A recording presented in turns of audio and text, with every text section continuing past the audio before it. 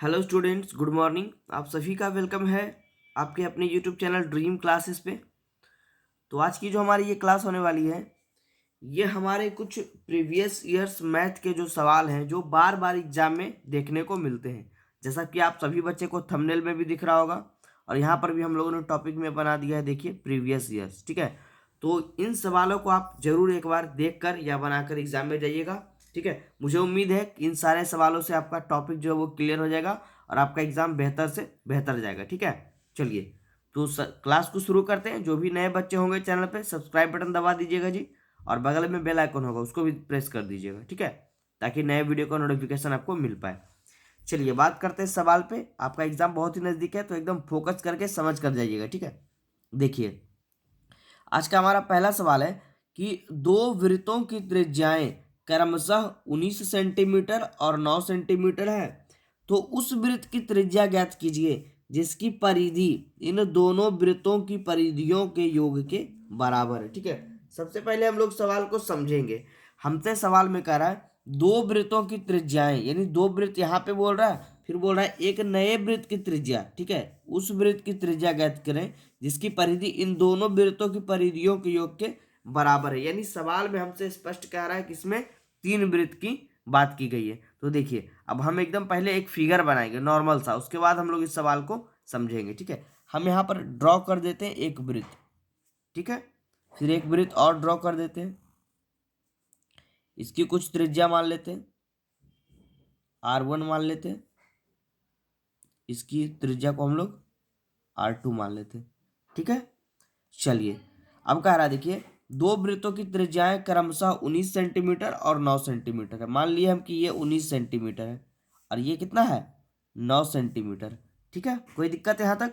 उसके बाद बोला उस वृत्त की त्रिज्या ज्ञात करें, यानी एक और वृत्त की त्रिज्या हमसे बोल रहा है जिसकी परिधि जो है इन दोनों वृत्तों की परिधियों के योग के क्या है बराबर है। मतलब एक और वृत्त हम लोग इस तरह से ड्रॉ करेंगे और इसकी त्रिज्या हमसे पूछी गई है, यानी मान लेते हैं हम कैपिटल आर। ये हमसे निकालने का कह रहा है और प्रश्न में हमें कह रहा है कि देखिए एक की 19 है, एक की 9 है, और उस वृत्त की त्रिज्या ज्ञात कीजिए जिसकी परिधि, यानी इसकी परिधि। ठीक है, यहाँ पर देखिए लिख रहे हैं बड़े वृत्त की परिधि, ये बड़ा वृत्त है, यानी इसकी परिधि जो है इन दोनों वृत्तों की परिधियों के, इन दोनों वृत्तों की, यानी पहले वृत्त की परिधि, पहले वृत्त की परिधि, और देखिए इन दोनों वृत्तों की परिधियों के योग के बराबर है। अब प्लस दूसरे वृत्त की परिधि, योग मतलब प्लस दूसरे वृत्त की,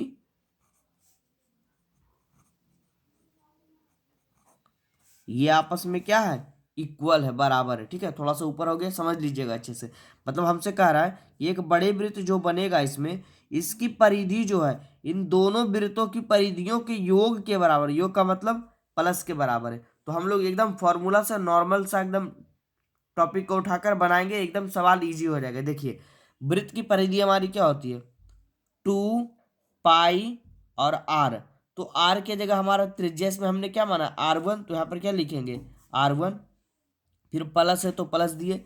दूसरे वृत्त की त्रिज्या, इसकी भी त्रिज्या होगी 2 पाई, आर की जगह हम लोग क्या मानेंगे R2, और बराबर में हमसे इस बड़े वृत्त की त्रिज्या क्या हो जाएगी 2 पाई कैपिटल आर। कोई दिक्कत?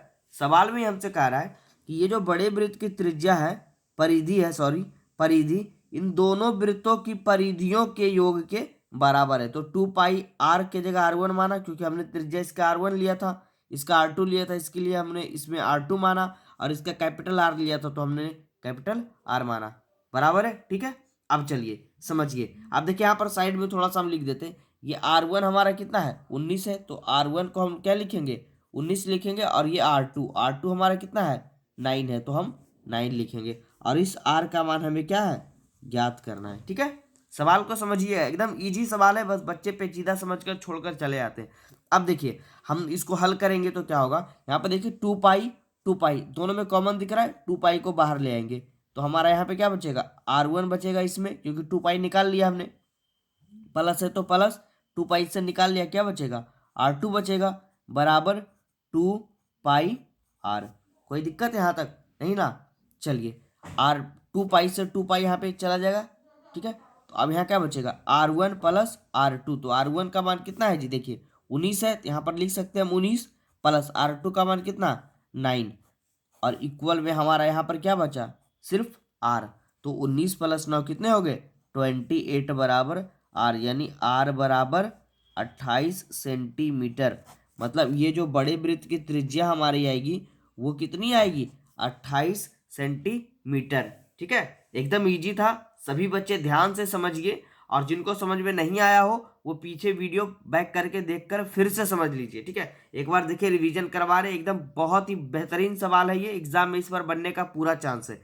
हमसे सवाल में कहा देखिए कि दो वृत्तों की त्रिज्याएं क्रमशः 19 सेंटीमीटर और 9 सेंटीमीटर है, तो उस वृत्त की त्रिज्या ज्ञात करिए। मतलब एक और वृत्त की बात कर रहा है, इसकी जिसकी परिधि, यानी इसकी परिधि जो है इन दोनों वृत्तों के परिधियों के योग के बराबर है। यानी पहले वृत्त की परिधि प्लस दूसरे वृत्त की परिधि बराबर इस बड़े वृत्त की परिधि। तो हम लोगों ने कुछ नहीं किया, बस फॉर्मूले को रखा है सवाल में, 2 पाई आर होता है तो आर की जगह R1 रखा, क्योंकि हमने R1 माना था, 2 पाई R2 माना था, बराबर 2 पाई ठीक है। यहाँ से 2 पाई कॉमन हुआ, 2 पाई को बाहर निकाल लिए हम, और फिर R1 प्लस R2 करने के बाद हमारा 19 प्लस 9 आया, 2 पाई से 2 पाई गया था, R बराबर कितना आ गया 19 प्लस 9 कितना 28। अब देखिए इसी तरह का एक और सवाल आता है जिसमें कि बच्चे फंस जाते हैं, अधिकतर बच्चे इसमें फंस जाते हैं। एकदम मिस्टेक नहीं करना है, सवाल हमसे जैसे बोलेगा उसी तरह से करना है, फालतू में कुछ दिमाग नहीं लगाना है।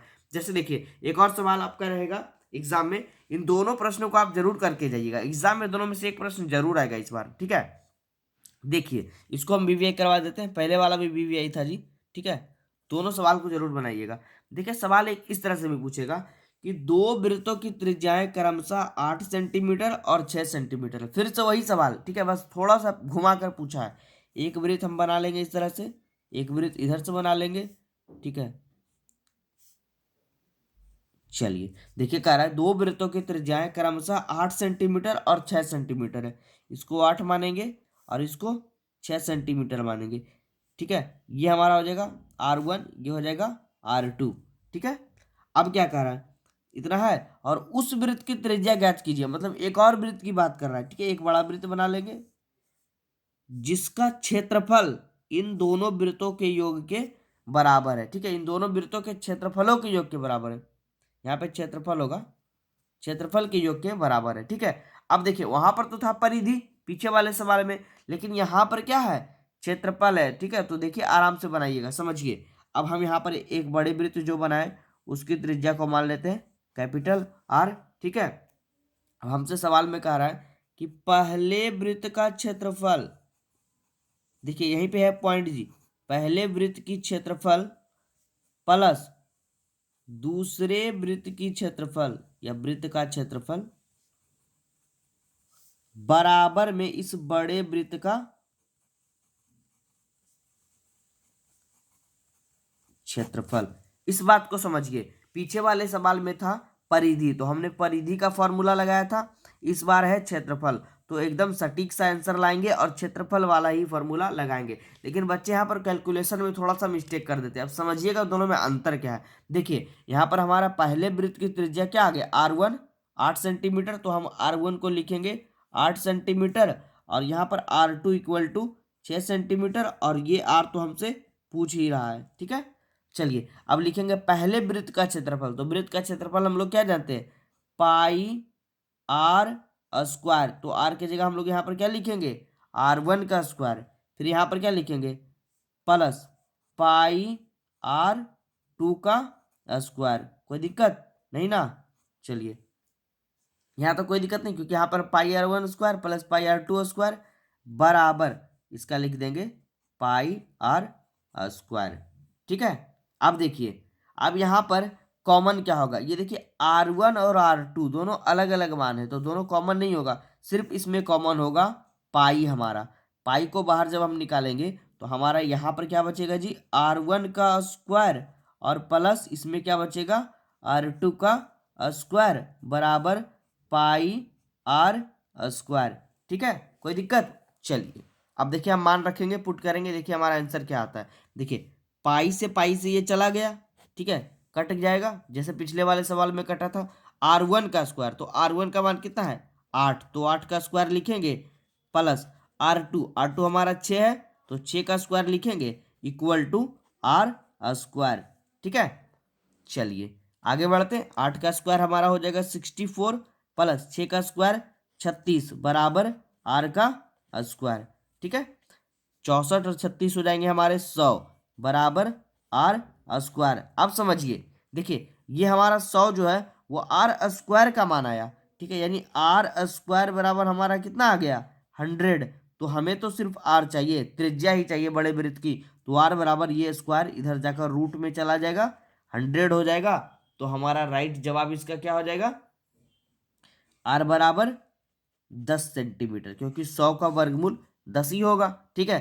तो यही हमारा राइट जवाब हो जाएगा। इस बड़े वृत्त की त्रिज्या कितनी हो जाएगी 10 सेंटीमीटर। जब इन दोनों वृत्त छोटे वृत्तों के क्षेत्रफल का योग इस बड़े वृत्त के क्षेत्रफल के योग के बराबर होगा तब, ठीक है। तो चलिए, मुझे उम्मीद है कि सारे बच्चों को ये दोनों सवाल जरूर समझ में आया होगा। इस बार बोर्ड एग्जाम के लिए काफी महत्वपूर्ण है, एकदम अच्छे से क्लियर करके जाइएगा। और सारे बच्चे नीचे पड़े कमेंट बॉक्स में हमें बताइएगा ये सवाल आपको समझ में आया कि नहीं, ठीक है। क्योंकि ड्रीम क्लास आप लोग के साथ हमेशा लगा है, बना है, और आप लोग सहयोग करते रहिए, आपके साथ हमेशा रहेंगे हम, ठीक है। और मिलते हैं फिर अगले क्लास में कुछ और शानदार सवालों के साथ, ठीक है। चलिए।